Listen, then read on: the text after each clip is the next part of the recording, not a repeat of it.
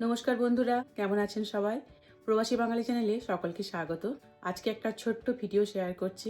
আজকে আমি বানাচ্ছি মাইক্রোওয়েভ ওভেনে মুখরোচক বাদাম ভাজা। সঙ্গে থাকুন, পুরো ভিডিওটি দেখবেন। ভালো লাগলে ভিডিওটি লাইক করবেন, শেয়ার করবেন। তাহলে চলুন একদম রেসিপিতে চলে যাই। আমি একটা প্রথমে মাইক্রোওয়েভ সে বাটি নিয়েছি। এখানে বাদামটাকে ম্যারিনেট করব। তো এক বাটি আমি এখানে কাঁচা বাদাম নিয়েছি। এবার বাদামে আমি একের পর এক মশলাগুলি দিয়ে দেবো। প্রথমে দিয়ে দিচ্ছি আমি কারি পাতা, 2টো কারি পাতা নিয়েছি, এভাবে টুকরো করে দিচ্ছি। তারপর আমি দিয়ে দিচ্ছি 1 চামচ কাঁচা তেল। আপনারা এখানে সর্ষের তেলও ইউজ করতে পারেন, আমি সাদা তেল ইউজ করছি।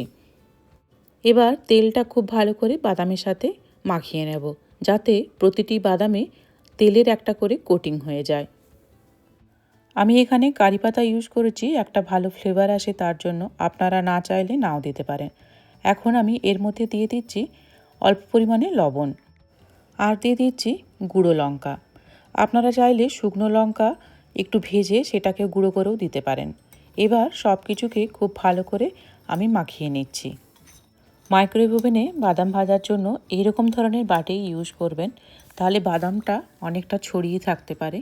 এক জায়গায় জড়ো হয়ে গেলে বাদামগুলো ভালো করে ভাজা হবে না। আর এইরকম বাটি নিলে এরকম সুন্দর করে বাদামগুলোকে ছড়িয়ে দেওয়া যায়। আমি এখন বাদামগুলিকে কিছুক্ষণের জন্য মাইক্রোওয়েভ করে নেব।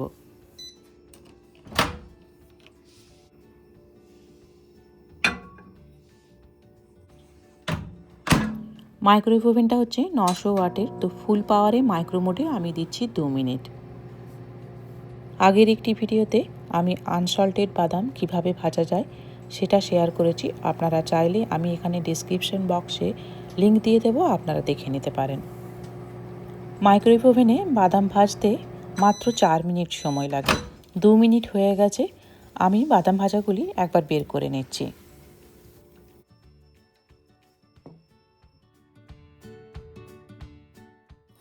দু মিনিট পর বাদামগুলিকে বের করে এভাবে নাড়াচাড়া করে নিতে হবে। একবারে যদি 4 মিনিট দিয়ে দেওয়া হয় তাহলে বাদামগুলি পুড়ে যাবে, আর কিছু বাদাম হয়তো কাঁচা থেকেও যেতে পারে। আরও একবার আমি বাদামগুলিকে মাইক্রোওয়েভ ওভেনে দিয়ে দিচ্ছি।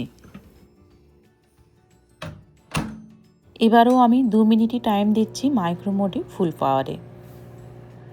বন্ধুরা, যারা ভিডিও দেখছেন, যদি ভিডিও ভালো লেগে থাকে অবশ্যই লাইক করবেন আর শেয়ার করে দেবেন। আর যারা আমার চ্যানেলে নতুন, চ্যানেলটিকে এখনও পর্যন্ত সাবস্ক্রাইব করেননি, প্লিজ সাবস্ক্রাইব করে দেবেন। আরও 2 মিনিট হয়ে গেছে, তো এবার আমি বাটিটিকে বের করে নিচ্ছি। স্পাইসি বাদাম ভাজা বা মুখরোচক বাদাম ভাজা একদম কিন্তু তৈরি হয়ে গেছে। তবে এখন গরম রয়েছে, একটু ঠান্ডা হলে তারপর আপনাদেরকে দেখিয়ে দেব যে বাদামগুলো ঠিক ভাজা হয়েছে কি হয়নি। এখন আমি বাদামগুলিকে 10 থেকে 15 মিনিটের জন্য ঠান্ডা হতে রাখছি। 15 মিনিট পর ফিরে এলাম, আর বাদামগুলো একদম ঠান্ডা হয়ে গেছে। একটা আপনাদেরকে দেখিয়ে দিচ্ছি।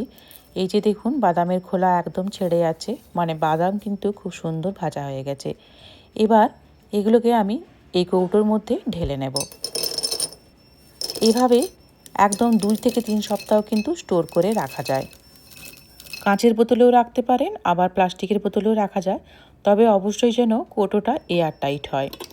বাড়িতে কাঁচা বাদাম থাকলে যখন খুশি আপনি এইভাবে মিনিট 4 দিয়ে মাইক্রোওয়েভ ওভেনে ভাজা বাদাম বানিয়ে নিতে পারেন, আর এইভাবে সুন্দর করে স্টোর করেও রেখে দিতে পারেন। আজকের ভিডিও আপনাদের কেমন লাগলো অবশ্যই কমেন্টে জানাবেন। ভালো লাগলে ভিডিওটি লাইক করবেন, শেয়ার করবেন। যারা চ্যানেলটিকে এখনও পর্যন্ত সাবস্ক্রাইব করেননি, প্লিজ সাবস্ক্রাইব করে দেবেন। দেখা হচ্ছে পরের ভিডিও নিয়ে।